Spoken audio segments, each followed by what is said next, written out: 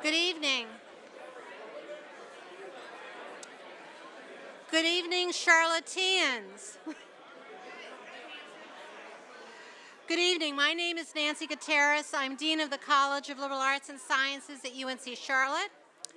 On behalf of my college and the J. Murray Atkins Library and Center City, UNC Charlotte, I'd like to welcome you to Center City for Personally Speaking, which tonight begins the 2018-19 series of community conversations with published scholars from our college. This is the 9th season for this signature event for the college and Atkins Library. As many of you know, we feature 4 authors a year. However, there were so many good books to choose from this year that the faculty committee came to me and said, how about 5? And so we have 5 books this year. Please see the remaining books that are going to be featured through the program. The winter and spring dates for the last 3 have not been settled yet. They'll be announced at the Personally Speaking with Mary Layton Atkinson on November 1st. I want to also let you know that we intend to celebrate our 10th year next year. That's a celebration for doing this for 10 years. People said it couldn't be done. Nobody would want to come out and listen to academics talk about academic things. And look at you, look at you. So we're going to do something great next year. Stay tuned. It's my pleasure to recognize several special guests this evening, and I know you all want to applaud for all of them, but hold your applause until the end. First of all, please, I would like to welcome Chancellor Philip Dubois and Lisa Lewis Dubois, Provost Joan Lorden, and Dean Ann Moore, my partner in crime from Atkins Library, and Jerry Cowther, who's, I think, pacing. There he is upstairs.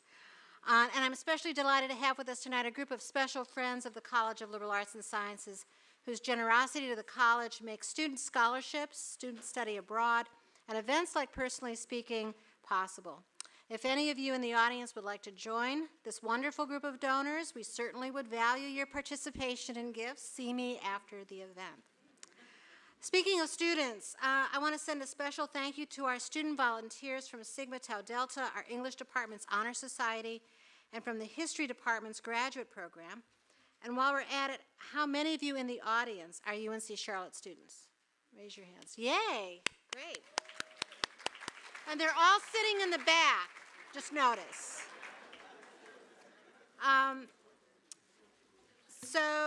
And I also, we love to see returning participants or returning attendees. It's really great to see familiar faces, but I'd also like to welcome new attendees. So at this time, would you raise your hand if you are here for the first time? All right, that's good, great. So please come back. We've got the events on the program. And one last housekeeping item: please silence all of your electronic devices. Having been one of those people who forgot at one point, I want to make sure that's said. And so now I'd like to introduce Scott Fitzgerald, sociology professor whose book Middle Class Meltdown in America kicked off our 2014-15 Personally Speaking series.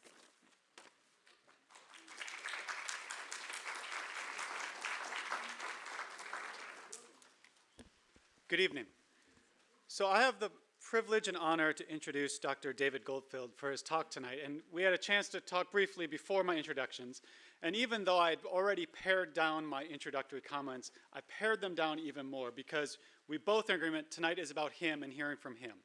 And so, very short. But I do need to tell you that he has been the Robert Lee Bailey Professor of History at UNC Charlotte since 1982. He has written or edited, co-edited 16 books, including Cotton Fields and Skyscrapers and Black, White, and Southern, which were both nominated for a Pulitzer Prize. Let's just leave it there. Dr. Goldfield.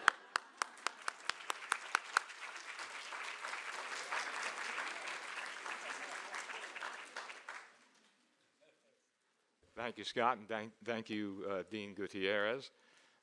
Little pressure now. All those first-timers, if they don't come back, I might be held responsible for it. In 2011, the 1961 graduating class of Samuel J. Tilden High School held its 50th class reunion. And a few things really stuck out at this reunion for me. The first was the fact that many of my classmates had several careers. That is, they moved from one position to another. Not that they were fired or otherwise indisposed, but they were curious and they looked at the job market and trained themselves in many cases, but they also used the education that they received. The second thing that struck me about them was the fact that they had been aided in this quest by the federal government, by federal policies, anti-discrimination policies, policies that supported higher education, policies that also supported research grants. And I began to talk with and interview not only my fellow classmates, and you can see here, I don't know if there's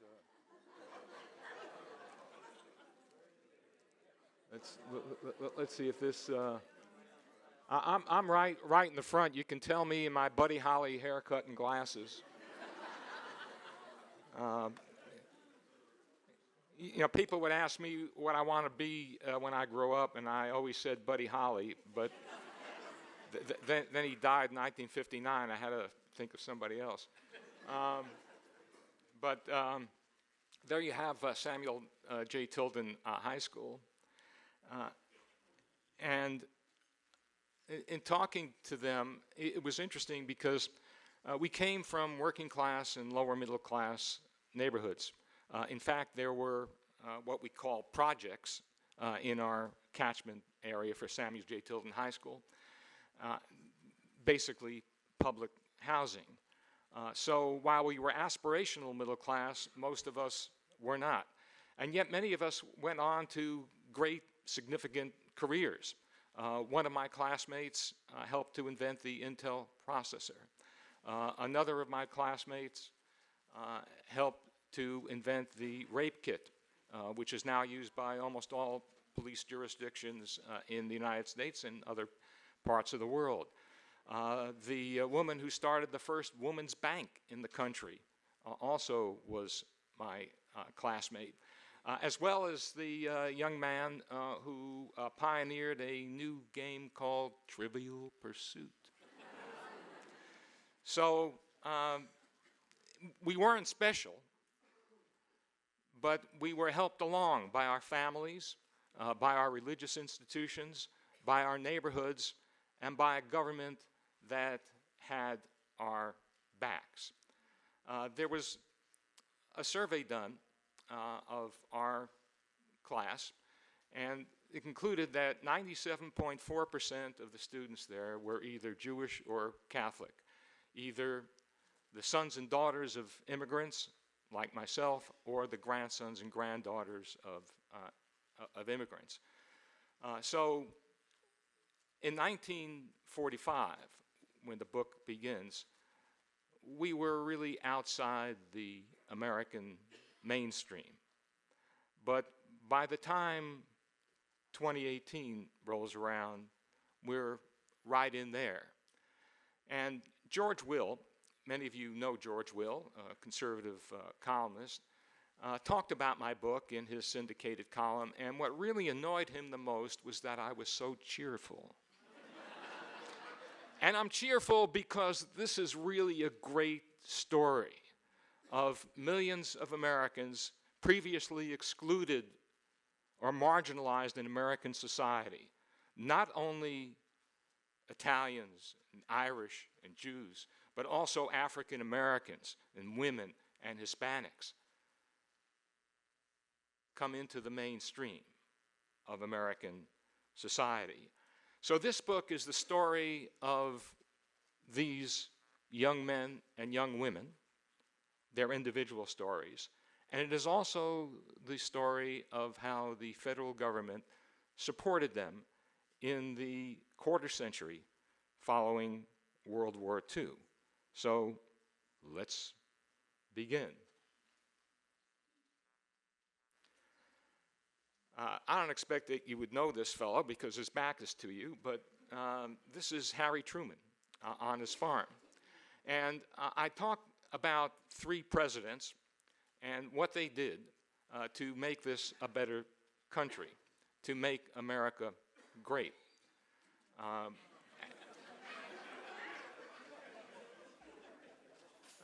Harry Truman, Dwight D. Eisenhower, and Lyndon Johnson. Now you'll note I'm skipping one person, right? John F. Kennedy. I do have a chapter on Kennedy, otherwise he's irrelevant. And we can talk more about that in our Q&A.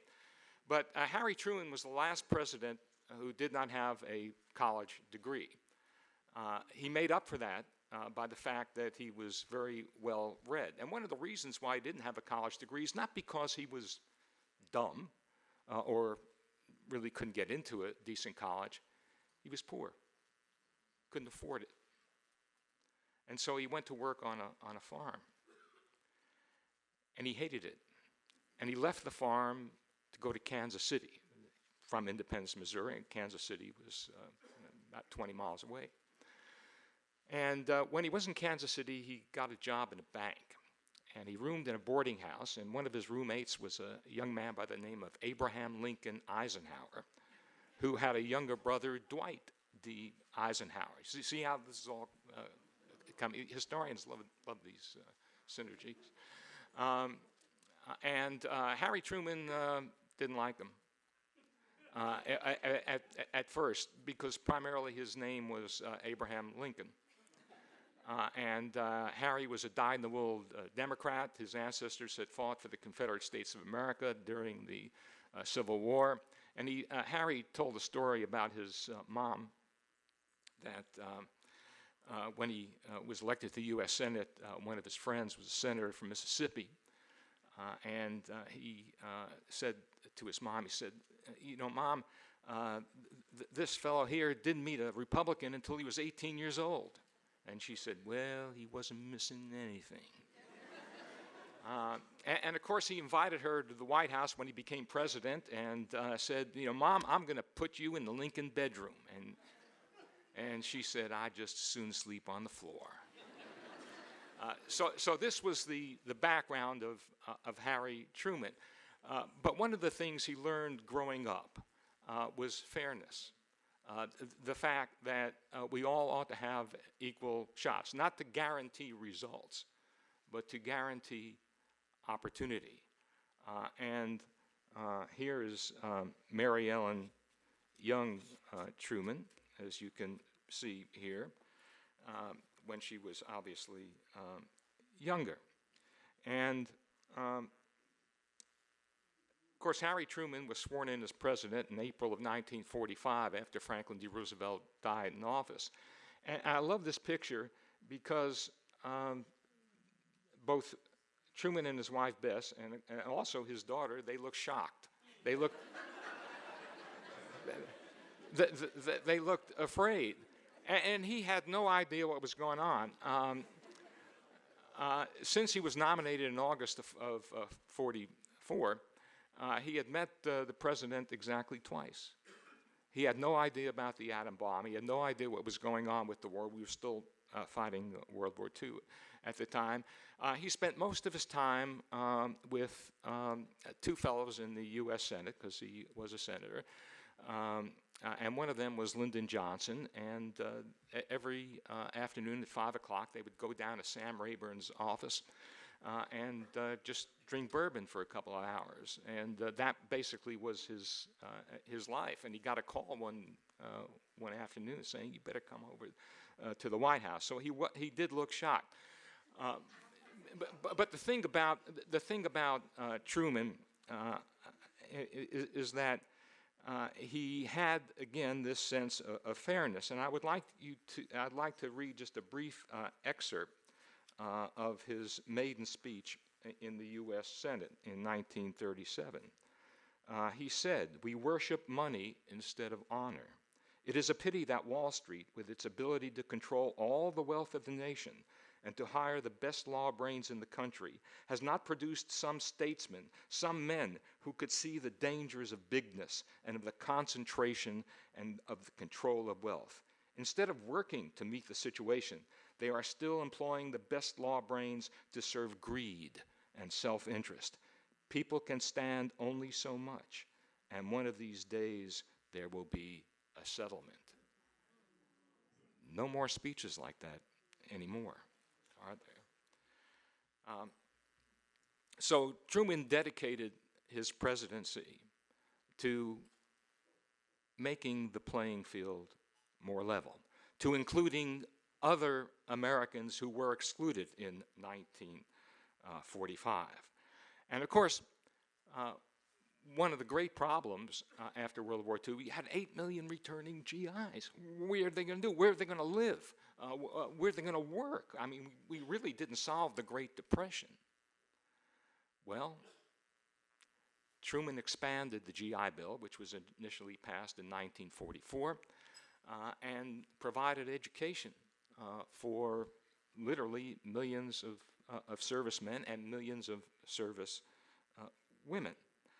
And he also subsidized new housing, like Levittown, New York. We became a home-owning nation as a result of Truman's policies during the mid-1940s. And all these children, they had to go to school. Who's going to build the schools? Who's going to develop the curricula? And here you have a school in Levittown, New York, and you can see that, we'll talk about this in a little while, about all the students are white, and they're very well dressed. This photo was taken actually 4 o'clock one afternoon after they went home to get cleaned up.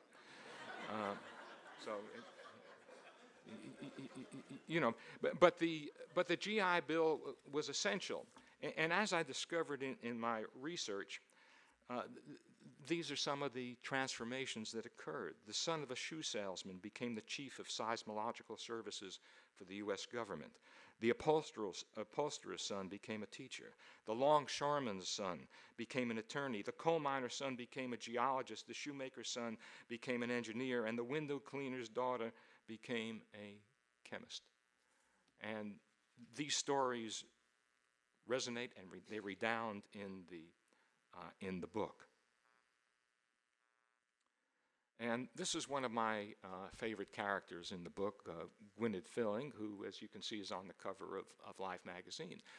She attended the University of Missouri. She was originally from St. Charles, Missouri.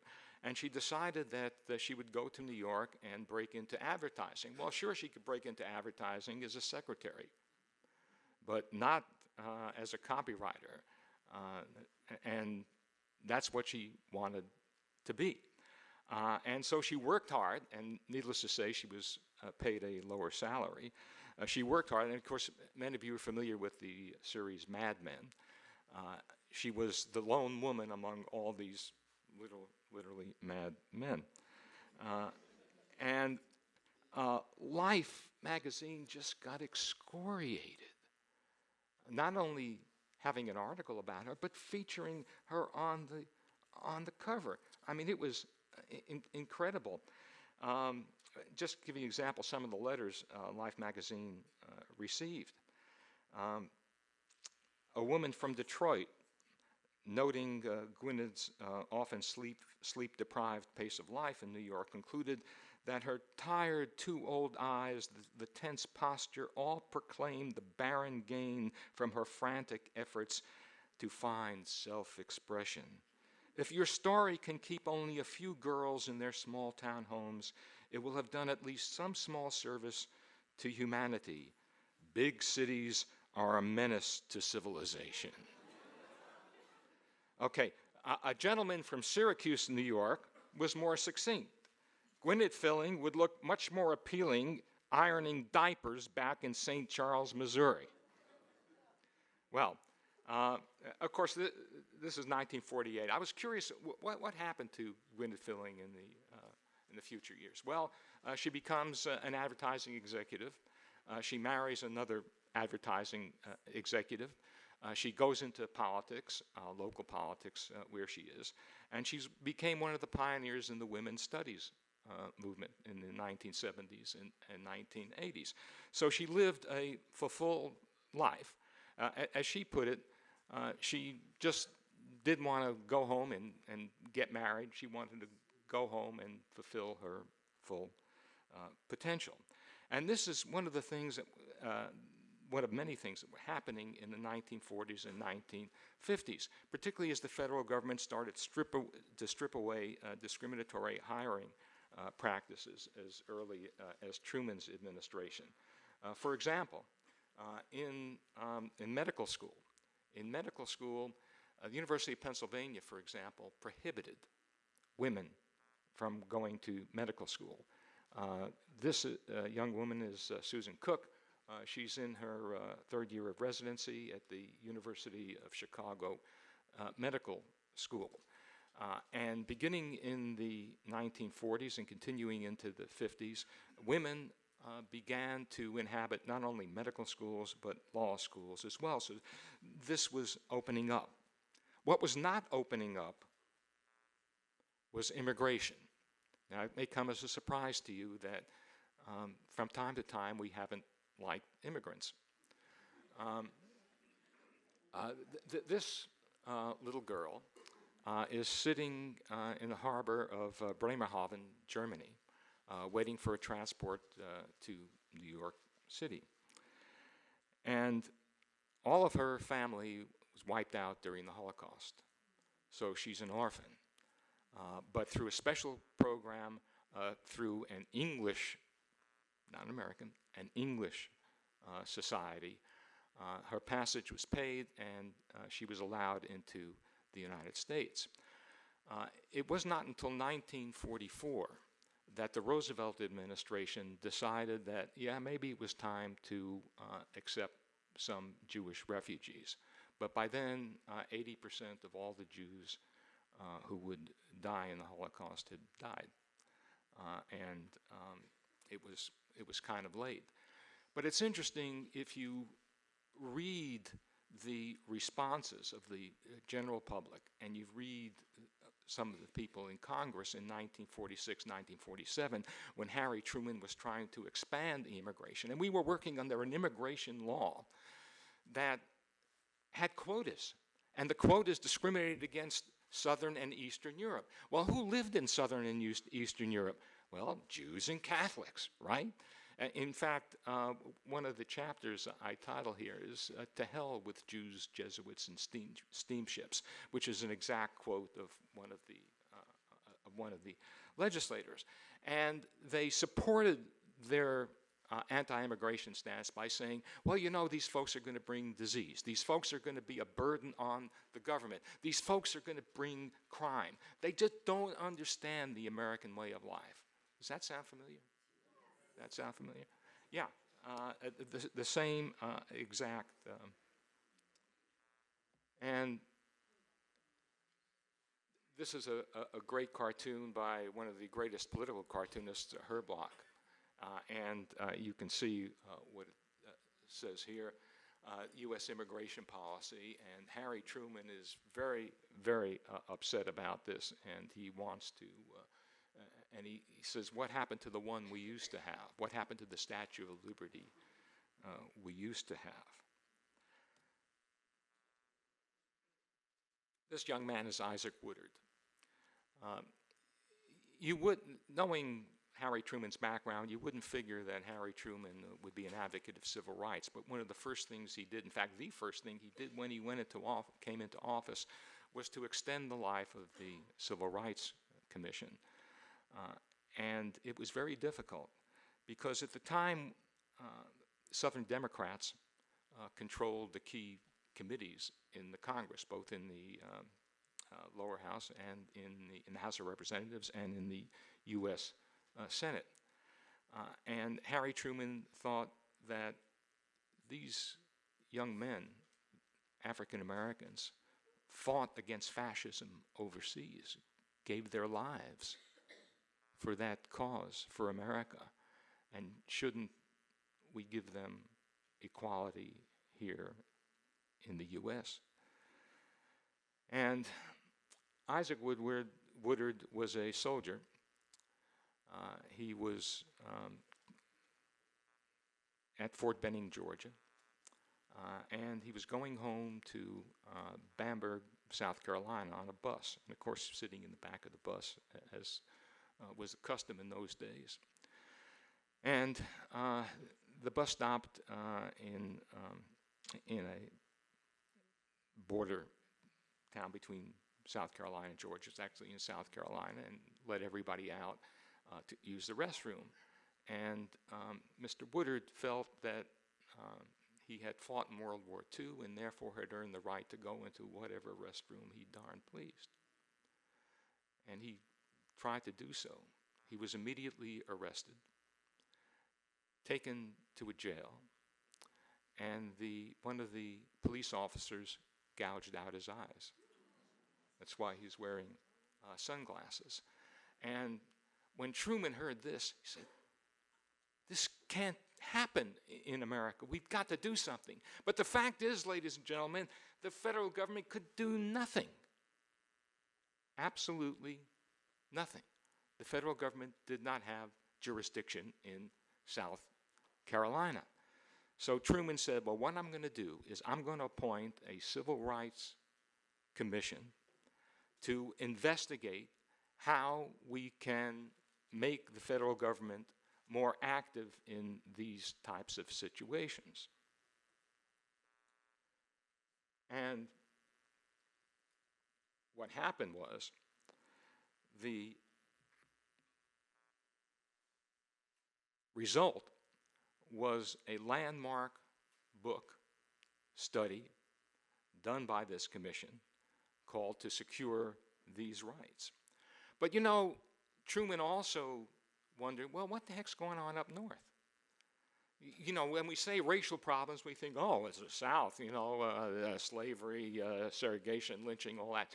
But it was difficult up north, too, for African Americans. This was the time of the Great Migration. And what we have here in Detroit, you know, they say build the wall. Well, yeah, Detroit built the wall, separating the black part of Detroit from the white part of Detroit in 1945. And if African Americans try to come into white neighborhoods, I'm not going to read this for you because I'd like a job, keep my job. But you can see for yourself. This is Miami, Florida. Not exactly a hotbed of racism, but yet here it is.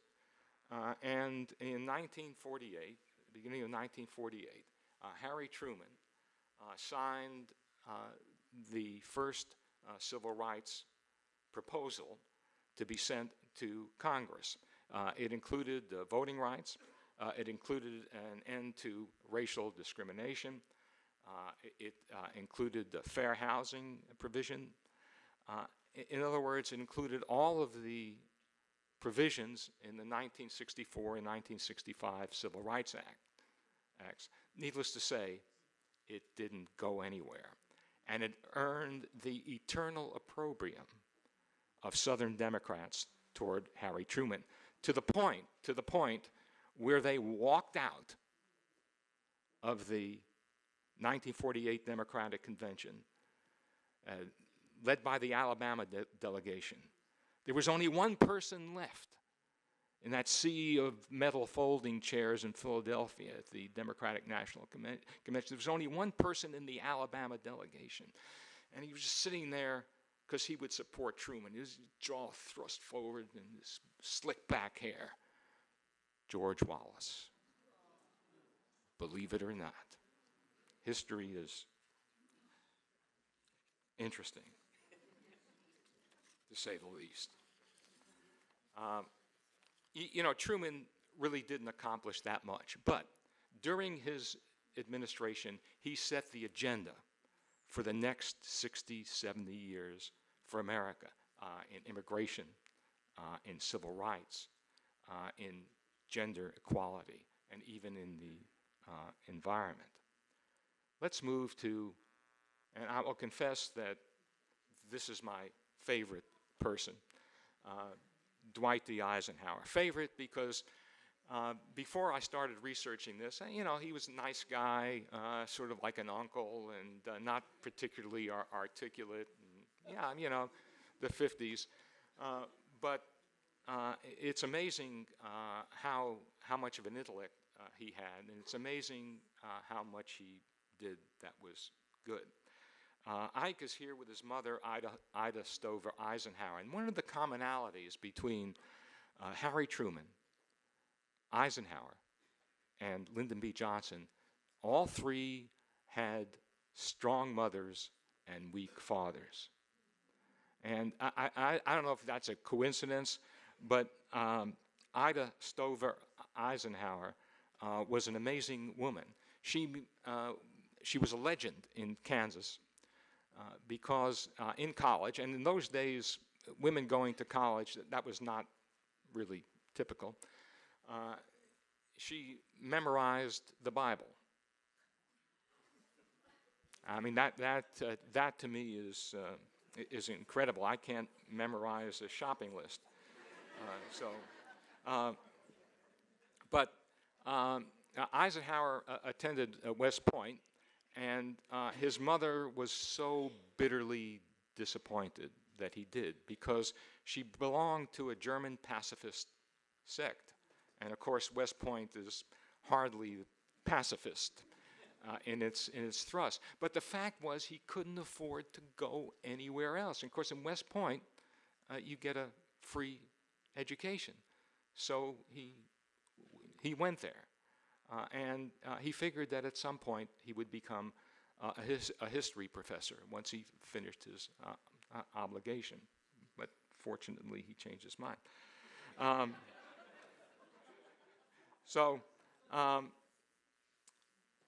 Eisenhower, of course, was a war hero, and after the war, he took a position as president at Columbia University. Eisenhower was not a particularly good student at West Point, but he had the good fortune to be deployed to Panama, where his commanding officer was John J. Pershing, Blackjack. And Blackjack was brilliant.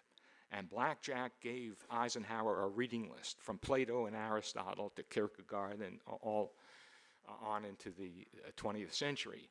And he said, Ike, read this. And he read assiduously, because what can you do in Panama but read? And that's really where he got his education. And just to give you an idea of how Pershing influenced him and what he read influenced him, his speech in 1949 to the American Bar Association is just one of his best.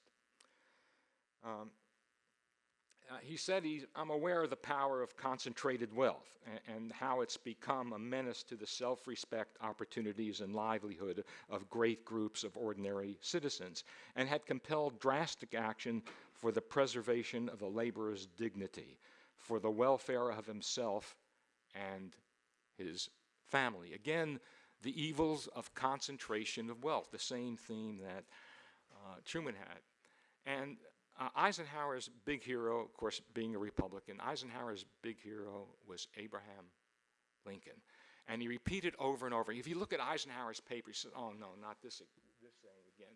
But Lincoln had this saying, that government must do for the people what the people cannot do for themselves or cannot do well for themselves. And that was his guiding principle throughout his life, and particularly through his presidency. One of his most brilliant speeches when he was president occurred addressing newspapermen, and it's known as his Cross of Iron speech. Some of my colleagues in the history department, you know William Jennings Bryan, Cross of Gold speech. This is Eisenhower's Cross of Iron speech. And listen to what he says and see, in fact, if any president today would make this speech.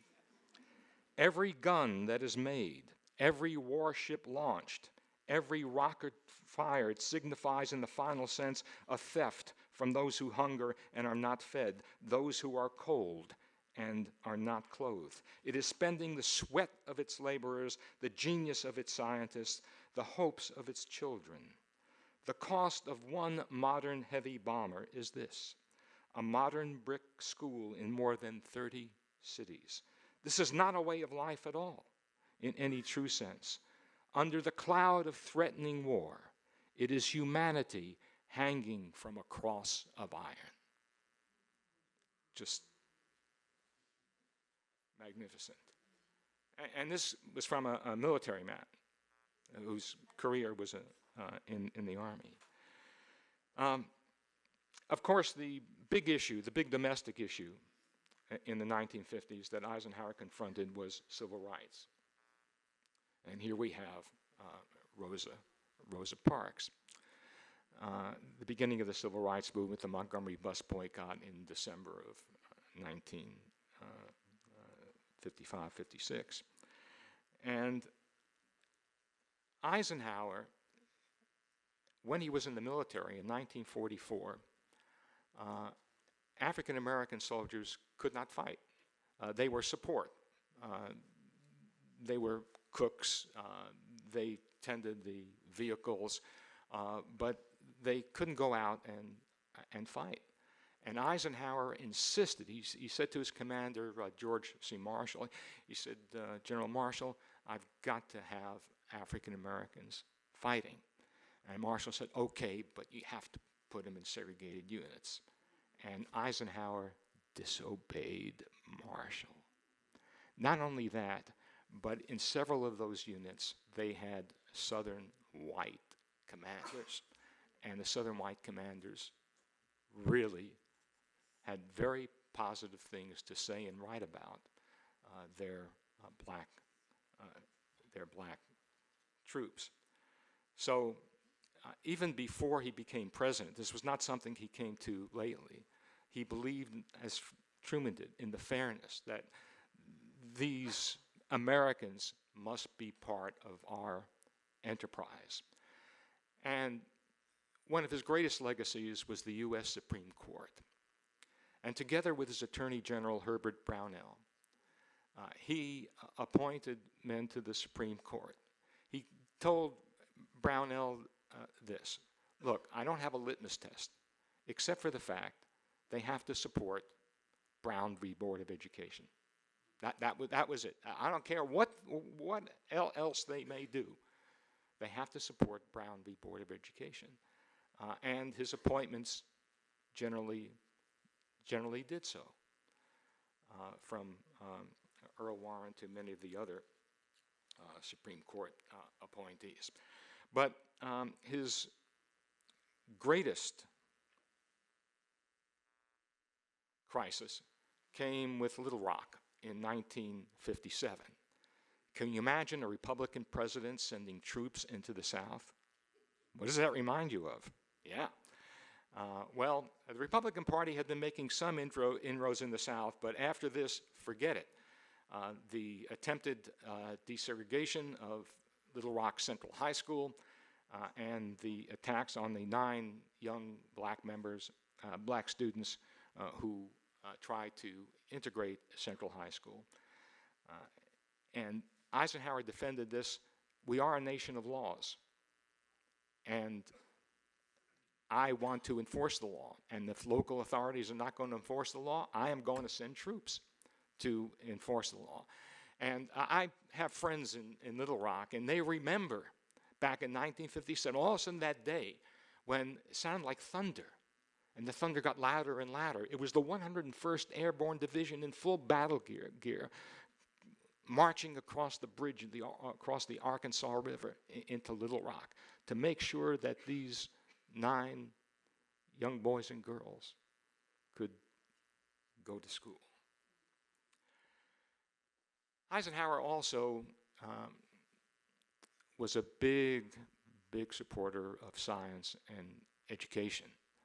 And his response to Sputnik in 1957, the Soviet satellite, was not to increase the military budget, but to increase the education budget.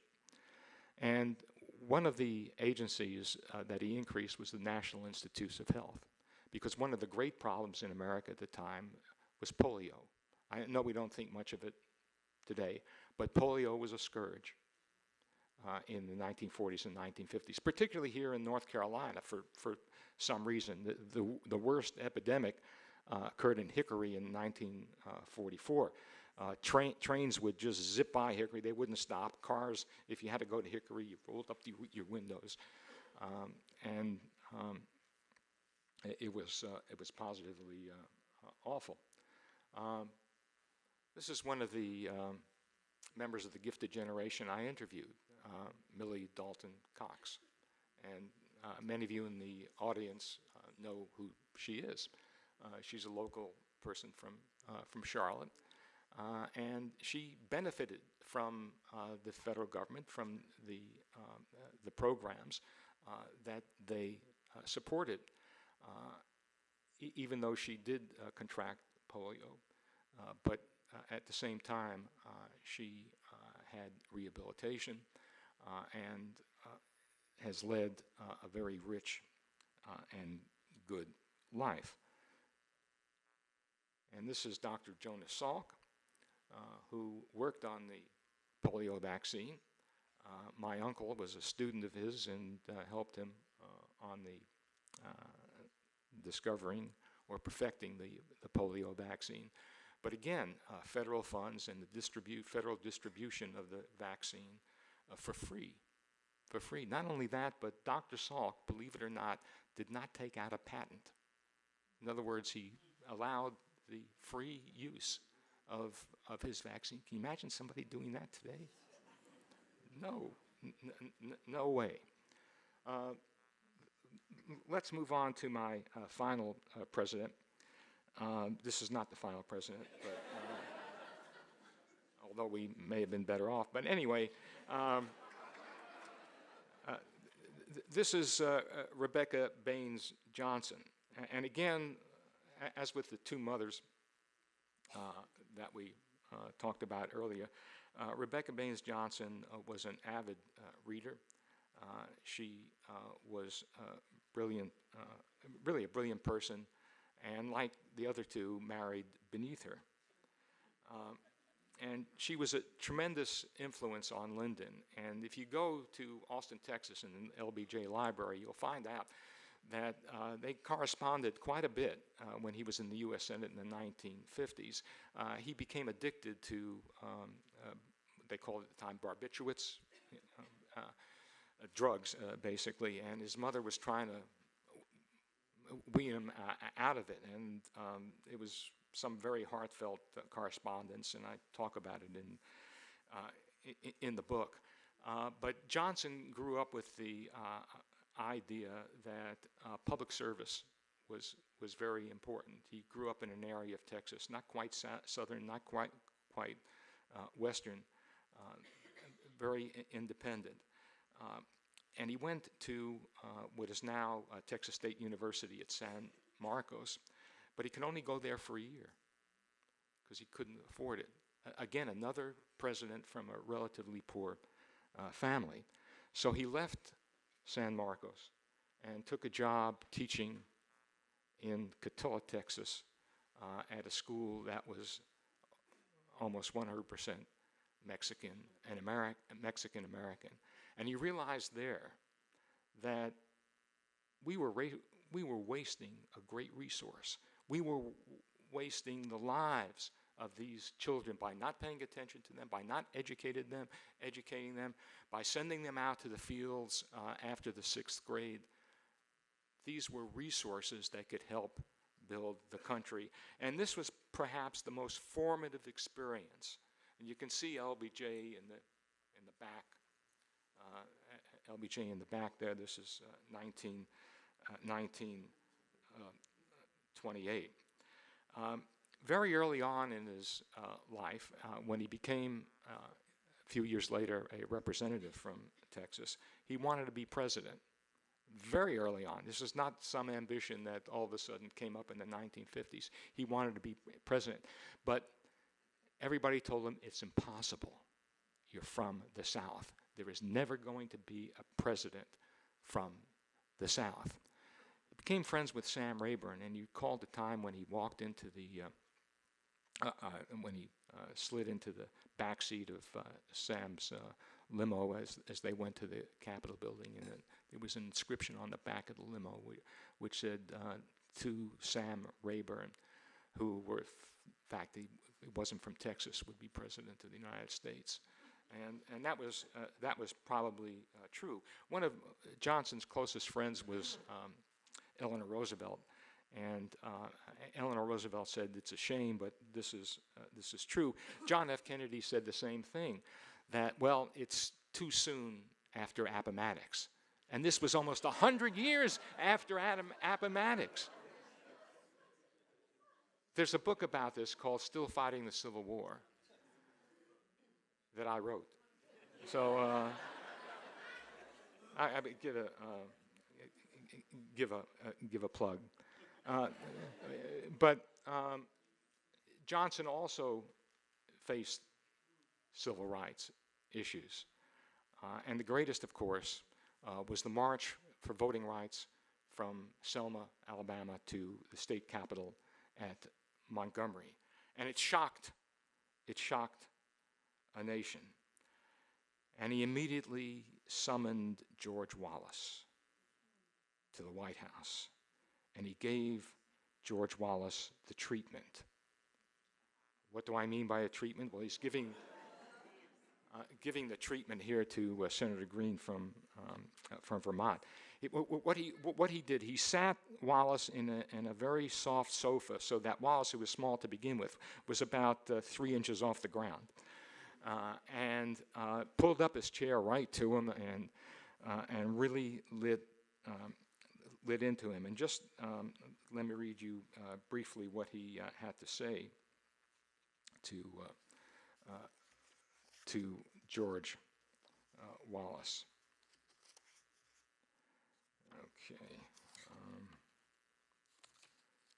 Okay. After nearly 3 hours of confrontational rhetoric, Johnson softened his tone. Can you imagine just being yelled at by this guy for 3 hours? He said, George, don't think about 1968. You think about 1988. You and me will be dead and gone then. Now you've got a lot of poor people down there in Alabama, a lot of ignorant people. You can do a lot for them. George, your president will help you.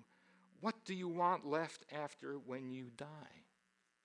Do you want a great big marble monument that reads, George Wallace, he built? Or do you want a little piece of scrawny pine board lying across that harsh caliche soil that reads, George Wallace, he hated? Now you may be wondering, how do I know this dialogue? I wasn't there. Johnson recorded all of his meetings. And the transcripts, one of my former students was going through the transcripts, preparing publication for them at our branch campus in Chapel Hill.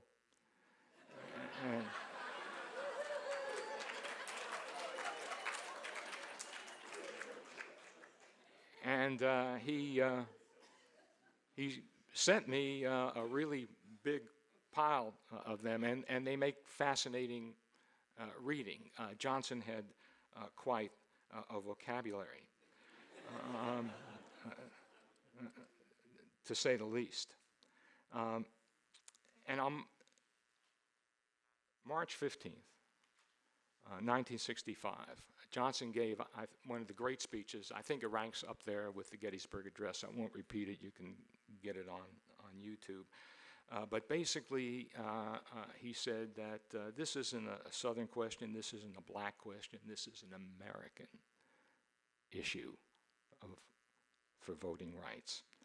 And he concluded his speech by saying, "We shall overcome," which was the anthem of the civil rights movement. And John Lewis, who's now congressman from Atlanta, Georgia, was sitting and watching on TV with Martin Luther King Jr., and he reported that King had just tears down his eyes, just using the rhetoric of the civil rights movement. And these were landmark laws: the 1964 Civil Rights Act, the 1965 Voting Rights Act. And it opened up education for women, and particularly for African Americans. Here's a young African American looking at his architectural design. His name is Harvey Gantt. Do you hear? Have you heard of him? I have a long section in here on Harvey for all of you Harvey Gantt fans. Harvey wanted to be an architect, and so he went to Iowa State University. And one day it was 23 below zero, and he said, "I don't want to be at Iowa State University anymore." Clemson had a perfectly good architecture school. The problem was no African Americans at Clemson. But they worked out an arrangement. Of course, then you had the 64 Civil Rights Act. And, of course, the rest is history as far as Harvey is concerned. One of the things I wanted to point out as we wind down here, one of the things I wanted to point out, I don't know if you all can see this very well, is that these presidents, Truman, Eisenhower, and Johnson, did not lead from behind, to quote another president. They led sometimes well in advance of public opinion. As you can see, most Americans did not favor civil rights in the 1960s. They didn't like the freedom rides. They didn't like the marches. They didn't like much. In fact, in 1946, when Truman proposed the civil rights package, 6% of Americans favored it. 6%. If you take out the South, the figure was 21%. So these folks were ahead of their times. They were what we call leaders. Now, another issue in the Johnson administration was, of course, gender equity. This is Betty Friedan, and not her usual photo, but with her son Daniel. She really liked this photo because she wanted to make clear that she wasn't proposing that women no longer be mothers and wives, but rather they expand their horizon to do anything they want. In fact, there were 3 key books in the 1960s that I talk about. Betty Friedan's Feminine Mystique, Rachel Carson's Silent Spring, and Michael Harrington's The Other America. They all had significant impact on American public policy. And here is Rachel Carson.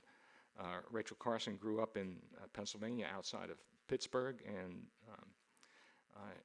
she saw her environment deteriorate and immediately thought that this is something I want to study for the rest of my life.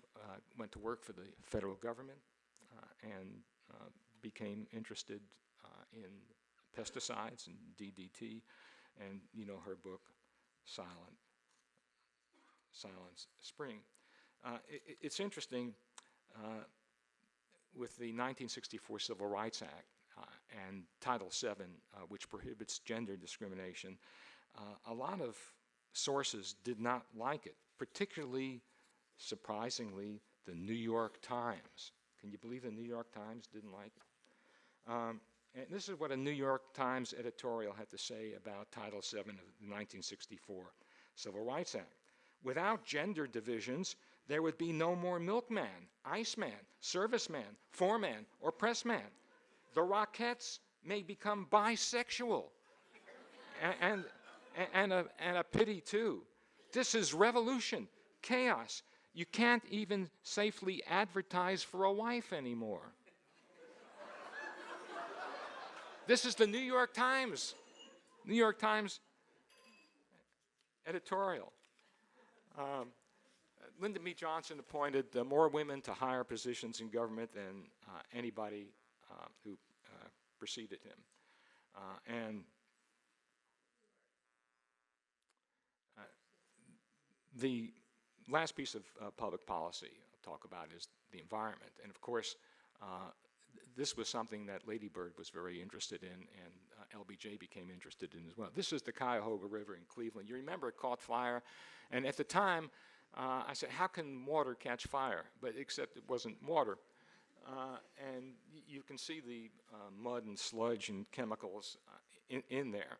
And so our first environmental legislations, laws, Clean Water Act, the Clean Air Act, precursors of the Environmental Protection Agency during the administration of Lyndon Johnson.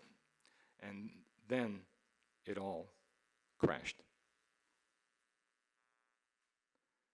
This is Los Angeles, 1965, the Watts riot. The support for civil rights among white Americans was thin. And once civil disturbances occurred, it disappeared. And Johnson's Great Society, his War on Poverty, and all of the progressive legislation that he supported slowly sailed away. And other forces came to oppose it. Foremost, initially, George Wallace. George Wallace, former governor of Alabama, who had a significant appeal up north, particularly among the white working class. There is a straight line from George Wallace in 1968 to Patrick Buchanan in 1992 to Donald Trump in 2016. This is not a new phenomenon. It's been going on for many, many years. Now, Wallace said he was a populist prototype. He was unafraid to call out the enemies of his supporters. He said, the hippies, pornographers, sophisticated intellectuals who mocked God, traitorous anti-war protesters, welfare bums, cowardly politicians. His supporters understood the barely veiled code words of forced busing, the block vote, and inner city thugs. It was us versus them, and them were dragging down a great country. Only a strong government, not an indulgent one, could suppress enemies both domestic and foreign. The more the mainstream media attacked Wallace for seeking political profit and fear and hate, the more his popularity rose. As Wallace noted, I could care less what Time magazine thinks. I only use it once a day in the outhouse. Then in 1992, Patrick Buchanan's speech at the Republican National Convention. He recalled the time in New Hampshire earlier that year when he was there, the primaries. He talked with workers at a paper mill.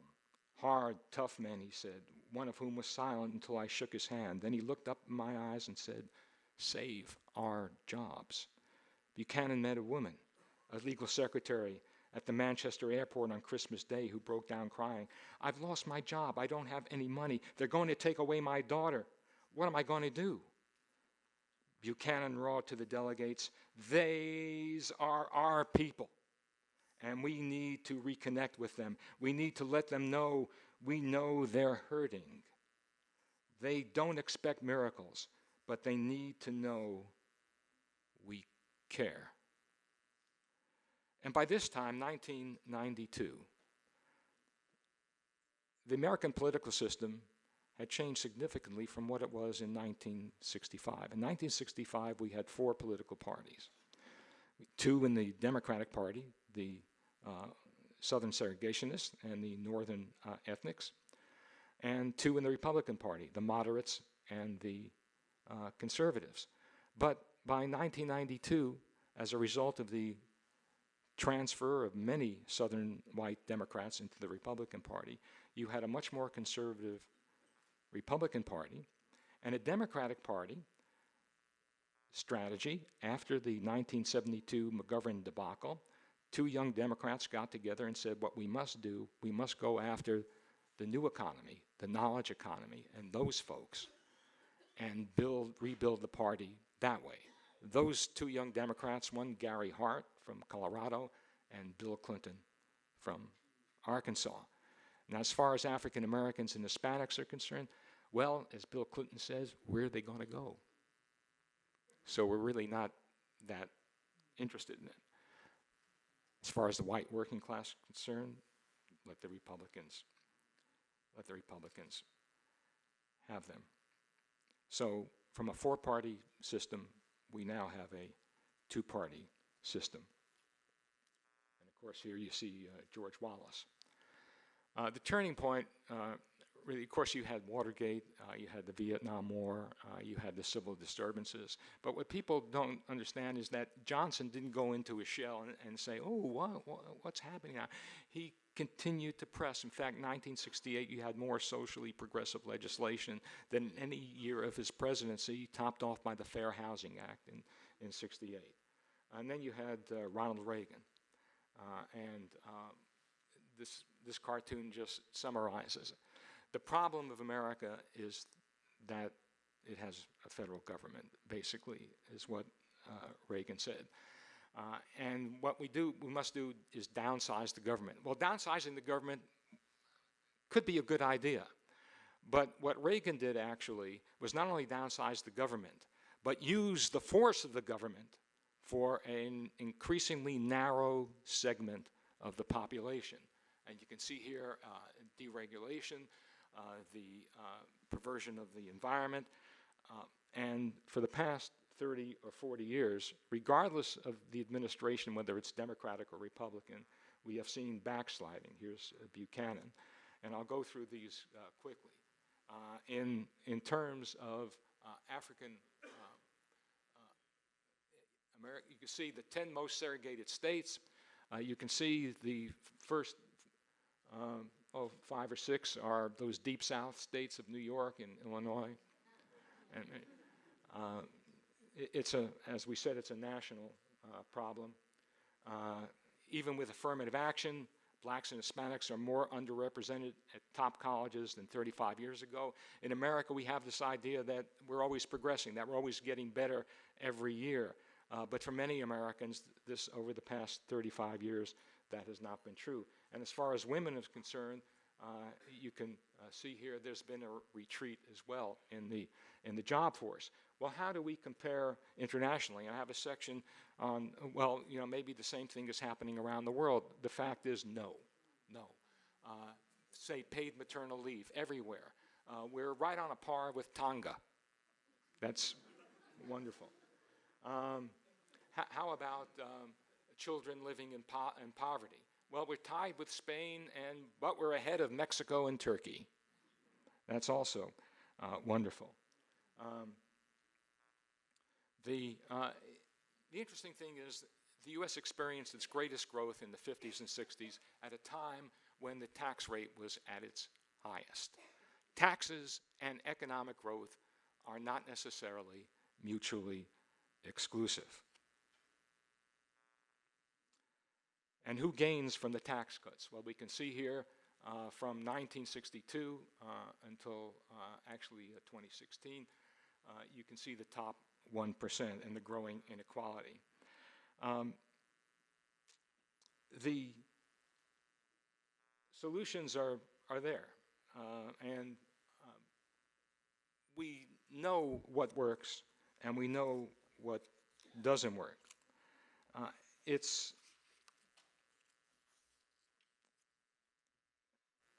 federal activism has really not diminished as much as its role as an impartial umpire, providing opportunity for the entire country. The key commonality about federal policy in the quarter century after World War II was its universality. Policies that helped the entire nation, even if a particular measure, such as civil rights legislation, targeted a particular group. Post-war legislation tended to establish collective structures, not individual movements, that channeled the aspirations of ordinary people. Among some of these I talk about in the book are state universities, progressive taxation, interstate highways, collective bargaining, and Medicare. It was never a zero-sum game. As the federal government broadened opportunities, everyone benefited. It was rarely the individual versus the collective. Each reinforced the other to build a nation. The role of the government was to maintain both the synergy and the balance. And this is important because I believe that America is on a journey. From Thomas Jefferson's words in the Declaration of Independence in 1776, we hold these truths to be self-evident, that all men are created equal. That wasn't the case in 1776. It wasn't the case in 1945, but we're much further along that road today. Yet there has been backsliding. And the importance of taking back our country, not only for us, but for our future. This is my granddaughter. She's 3 years old. And I do want to make America great again for her and for all of us. Thank you very much.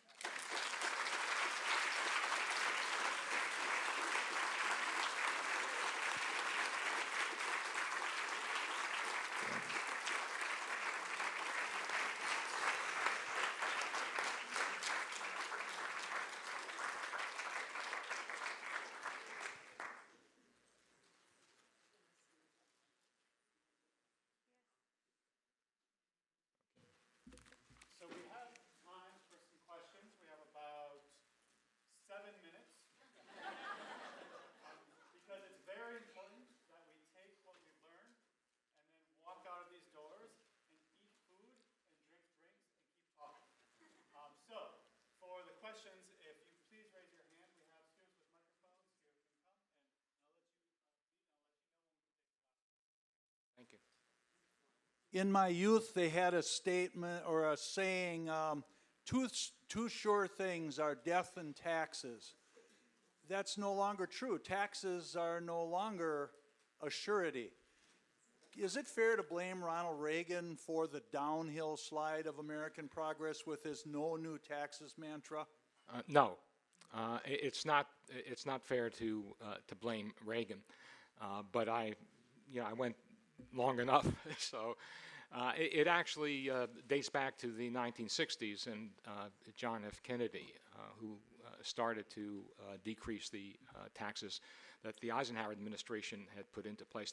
During the Eisenhower administration, the top rate was 91%.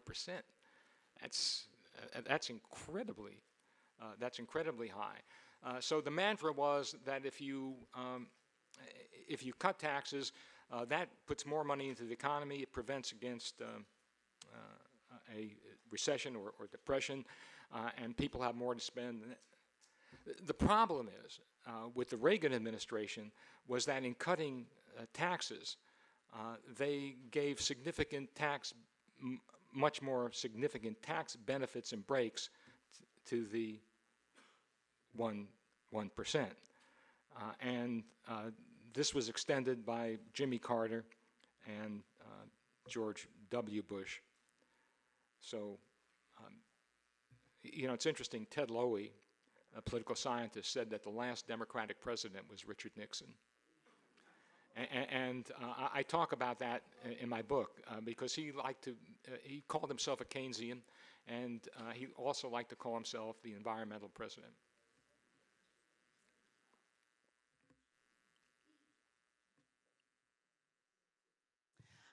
David, thank you for the very vivid details. I'm kind of curious, as you talk about these three presidents, they almost seem like they're dissenting presidents rather than actually representing the governments that they represent. They seem to be always breaking away from from what is the public opinion or their government's opinion. So I'm curious, how do you place them in two ways? One, in terms of the work that's being done by civil rights activists, women, people fighting for sort of equity in housing or wages or things like that, or even immigration. And then also, how do you place them in terms of public policy at their times? Because the way, in some ways, the story is, it's about these great men who were, as you said, leaders ahead of their times, but are leaders really ahead of their time.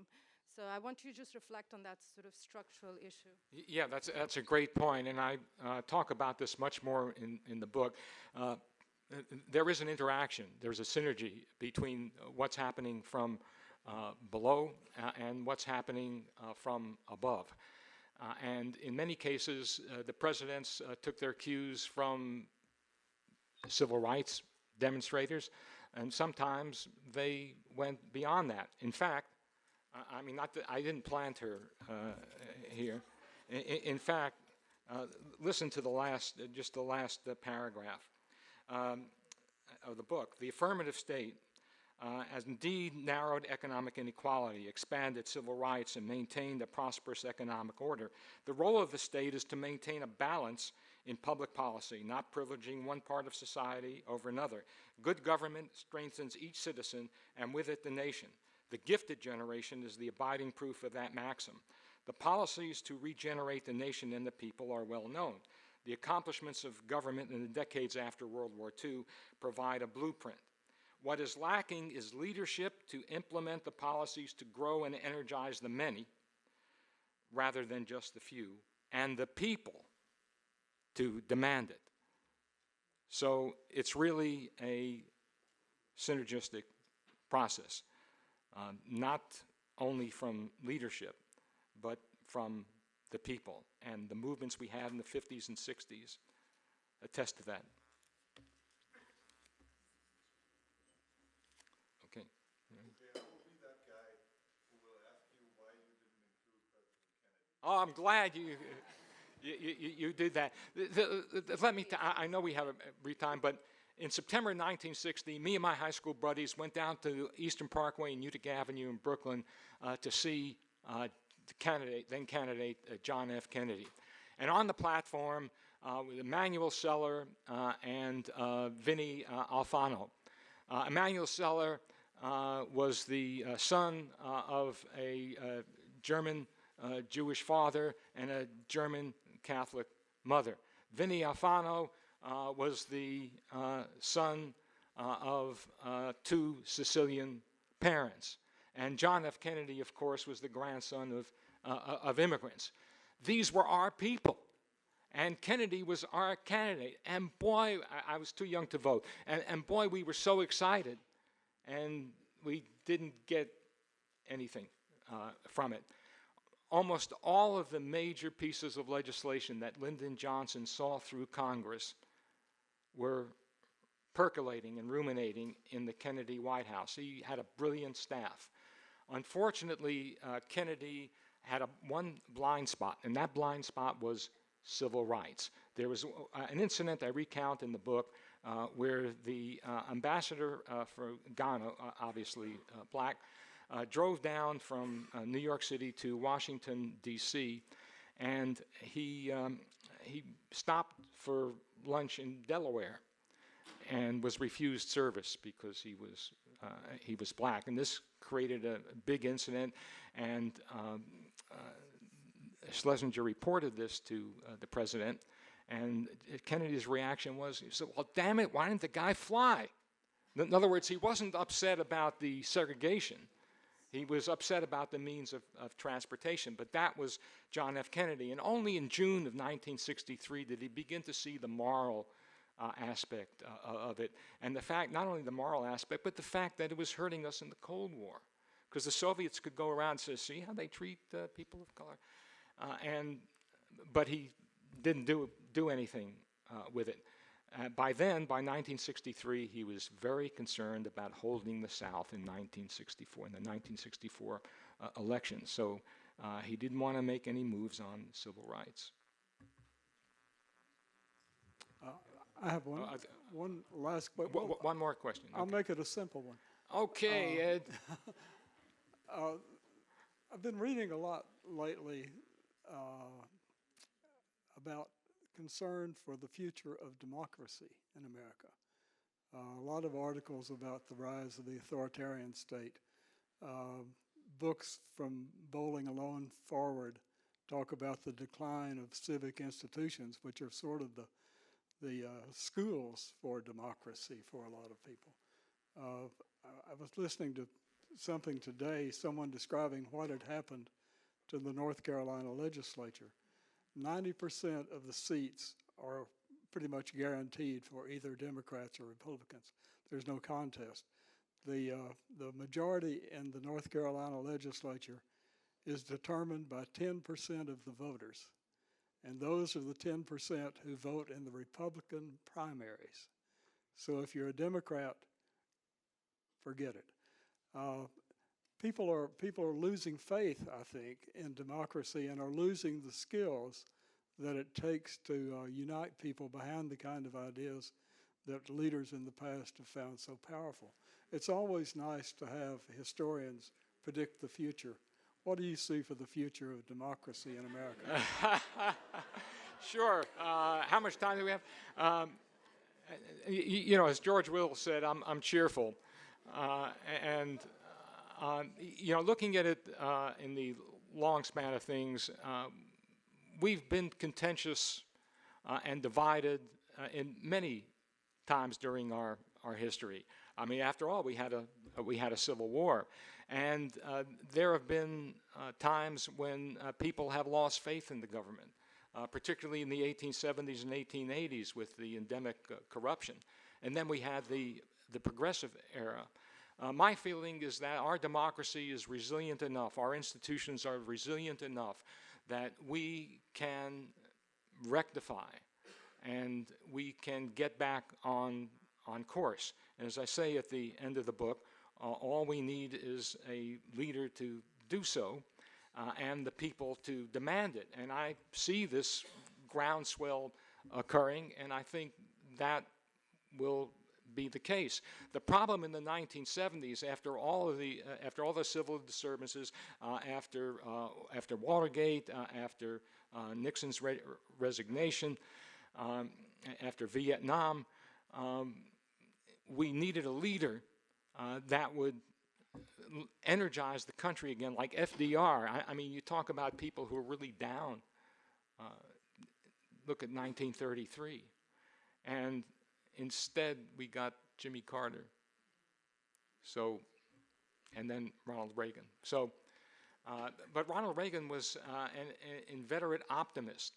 The problem was that he governed really, or his policies. Don't forget his appointment, for example, of Anne Gorsuch Burford, the same Gorsuch Supreme Court, gutted the Environmental Protection Agency, among other, and there was a Department of Energy, and the guy said, well, yeah, so the ozone is going, but all you need to do is just to increase the suntan lotion, and that will solve it. So, yeah, we've gone through those times, but I think that the time is coming when we'll be up again. Thank you.